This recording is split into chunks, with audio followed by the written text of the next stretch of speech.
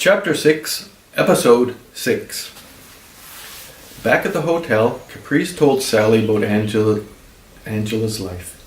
Angela was born in Washington to fairly well-off parents that managed to have quite a sum of capital bequeathed to her before they inadvertently both got shot in their heads while traveling at a speed somewhat over the recommended limits, and thus, not having working heads, losing control of the German-made luxury sedan, proceeded to drive off the road, over a field, through a barn, killing 6 chickens, injuring 2 goats, and scaring the shit out of a cow that concurrently miscarried, through a newly planted apple orchard, destroying nearly 100 saplings, over a cliff and into the ocean.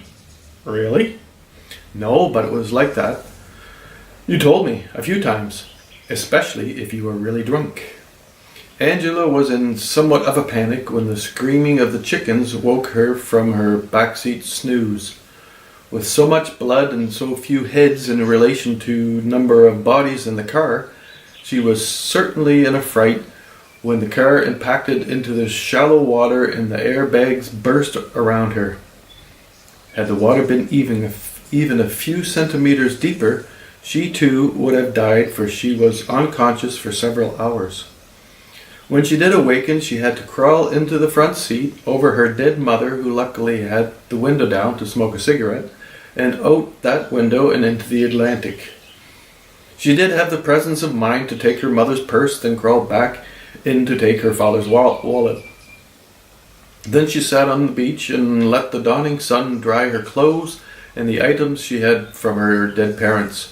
She was sad, of course, but she didn't think to cry. Her parents were okay. They gave her all the things she needed and most anything she wanted.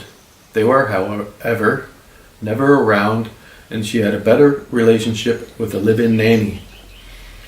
Sally was quite fascinated with the story that had obviously been embellished by the dead woman's fantasies, maybe by Caprice as well. Sally liked Angela. She seemed about as reckless as she and Billy had been. Minus the parties and the cocaine. What about you? My mother was born in Georgetown. Which Georgetown? Just down the beach in the next country. How many Georgetowns are there? About a dozen, I guess. Some is one word, some is 2. And who is George? There was a dozen of them too. Sorry, I get sidetracked sometimes. Please go on.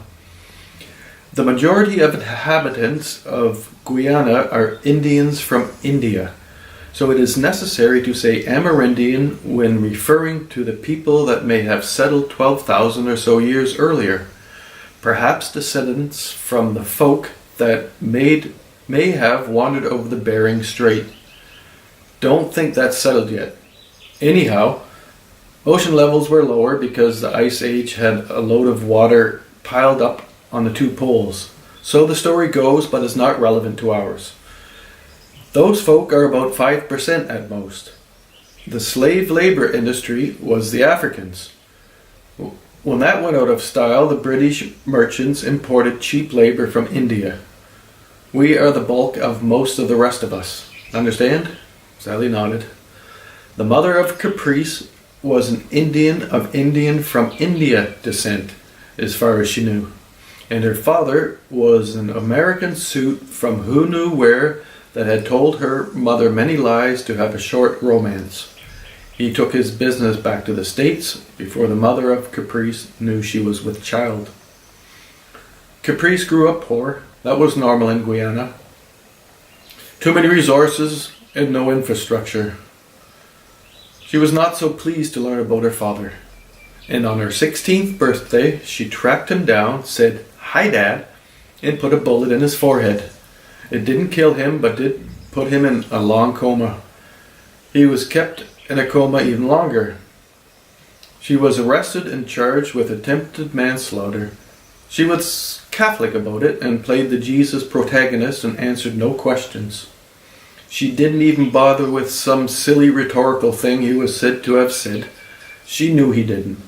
After many psychological tests and 6 months of imprisonment, she was recruited, as in pretty much vanished, to become what she now was, a company woman.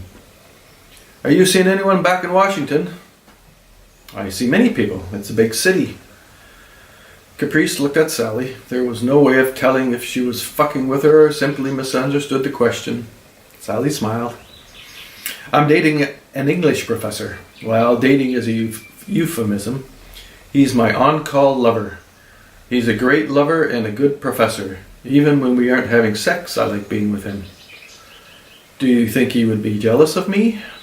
I'm pretty sure. Humans tend to be like that. But he wouldn't say anything. Do you think you will be dating him in 5 years? I don't know what I'm doing in 5 weeks. I'd have to ask Billy. Caprice looked at Sally.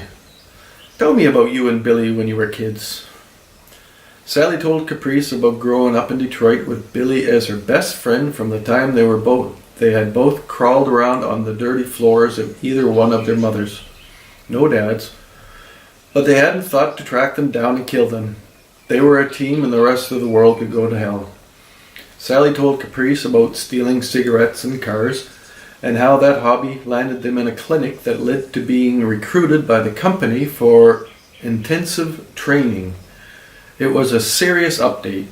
Even the clinic was a serious update. I have some of the child version Sally memories, but most of her is a long way in the past.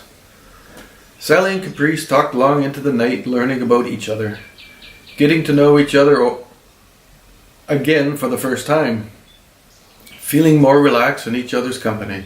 It was important for their mission to be very close and know each other's tendencies and movements, likes and dislikes, hopes and fears. They couldn't go to the party not knowing everything best friends would know. They had to start to plan for their mission. They had to learn all there was to know about the Cortez cartel. Sally sent a short message to Billy to see what he could dig up. He was the master of such research.